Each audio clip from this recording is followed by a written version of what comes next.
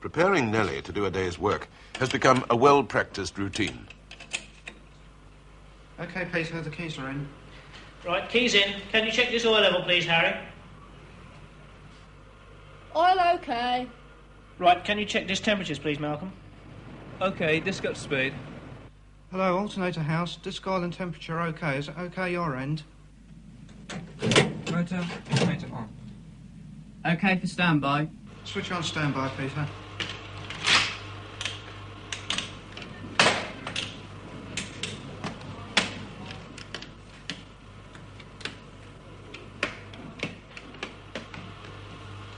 Standby coming on.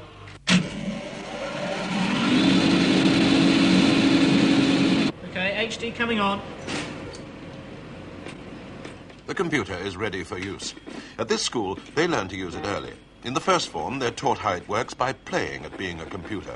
A raised arm denotes an electrical signal, a lowered arm denotes its absence. In this way, they can simulate the two-number language of computers. Now we're going to add two numbers together in exactly the same way as a computer does. Register A holding the binary equivalent of 38. Register B holding the binary equivalent of 23. Ready for the clock? The clock, the banging of the master's hand on the desk, represents the pulse in an actual computer which causes all the digits to move along one when each step of the operation is completed.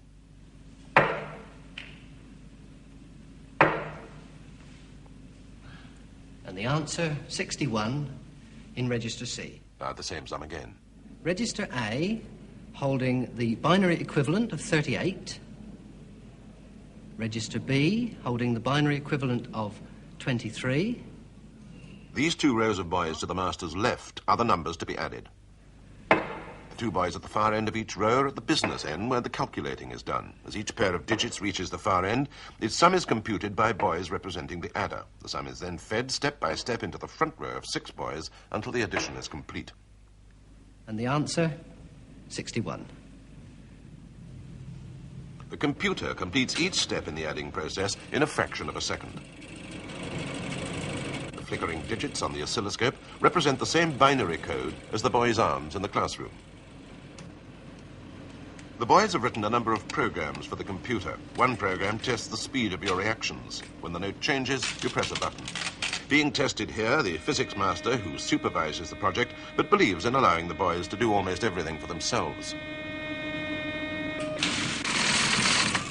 The reaction is measured to an accuracy of 1/1000th of a second.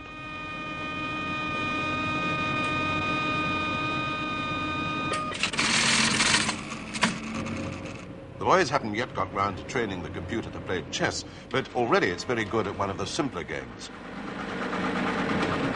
Well, to play noughts and crosses, you make your moves on the keyboard, which has the numbers 1 to 9, in, well, what is roughly a noughts and crosses grid. The numbers are printed out at the beginning of the game, in the grid, so you know where they are. You then type where you want to go, and then the computer makes its move, and prints out both your move and its move at the same time. Your crosses, the computer is naught. If you go on top of one of its places, it'll print out cheat, I have won. If you go on top of one of your own ones, one of your previous moves, it'll print out fool and then go on to take a move of its own. If it wins, it'll print out I have won. If you win, which is impossible, you can't possibly, but it will print out you have won if you did.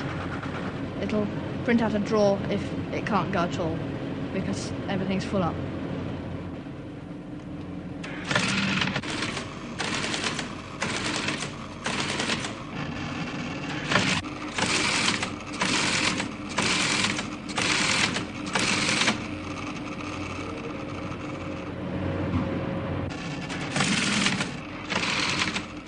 Nellie was built before the more sophisticated modern computer languages were devised, so one of the boys has written a language simple enough for Nellie to cope with. Well, I devised Minigol so that first years and second years, who found it difficult, and you'd expect them to learn machine code programming, could program things much more easily. And already second formers are using this language to write programs to solve mathematical problems which have been set for them in class, problems they would have taken much longer to do without the computer.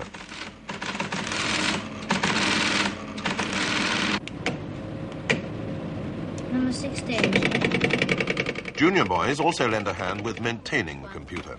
Being now rather old and not as tough as a new computer, Nellie takes unkindly to starting up and shutting down a couple of times a day. Diodes are particularly liable to failure, and it's the first former's job to test them. Finally, a program that enables the boys to write tunes and have them performed by Nellie.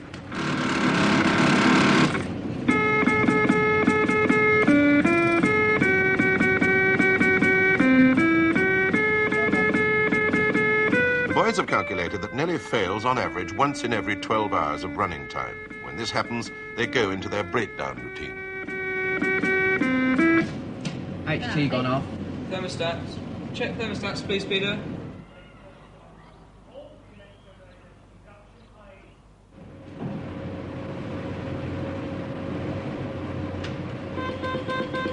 Line failure. Can you check?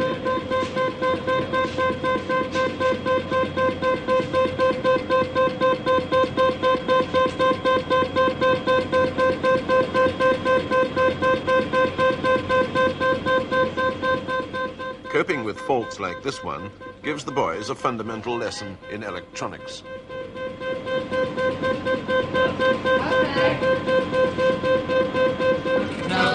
What number is it, please? 4. Peter, you change line 4, please. System center 1.